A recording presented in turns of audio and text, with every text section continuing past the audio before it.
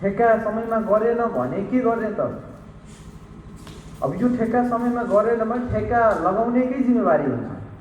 किनभने हाम्रो प्रचलित कानुन बमोजिम यदि ठेक्का समयमा पुरा गरेन र त्यसको चाहिँ कुनै भनौँ न वस्तुगत कारण छैन भने त्यसलाई विभिन्न सजायहरू गर्न सकिन्छ। तर हामीले गरिरहेको छैन। कस्तो सजायहरू गर्न सकिन्छ? त्यसको चाहिँ पर्फर्मेन्स बन्ड, कार्य सम्पादन जमानत जफत गर्न सकिन्छ। त्यो ठेकेदारलाई कालो सूचीमा राख्न सकिन्छ। त्यो ठेकेदारले तपाईँको ढिलो गर्यो भने एलडी लगाउन सकिन्छ, त्यसलाई क्षतिपूर्ति लिन सकिन्छ। त्यो हाम्रो कानुनमा छ। त्यो विषय कसको भयो? ठेक्का लगाउने ठेक्कादाताको चाहिँ विषय हो। फेरि तपाईँको जिज्ञासा होला अख्तियार दुरुपयोग अनुसन्धान आयोगले के गरेको छ?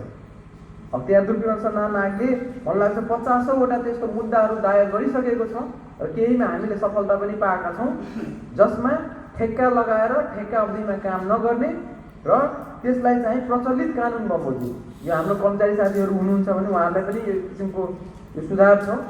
ठेक्का लगाइसकेपछि ठेक्का सम्पन्न गर्न सकेन र त्यसको चाहिँ चितबुल्दो कारण नभइकन ठेक्कालाई हामीले म्याद सकायौँ र जमानत जफ्त गरेनौँ भने हामीलाई त्यो जमानतलाई, त्यो हाम्रो क्षतिपूर्तिलाई हामीले नोक्सानी मान्छौँ र त्यो मुद्दा दायर गरेका छौँ साथीहरू। त्यही भएर त्यसलाई चाहिँ ध्यान दिनु होला कि यदि ठेकेदारले काम गर्नु भएन भने हामीले गर्नुपर्ने कारबाहीहरू उहाँहरूलाई गर्नुपर्छ।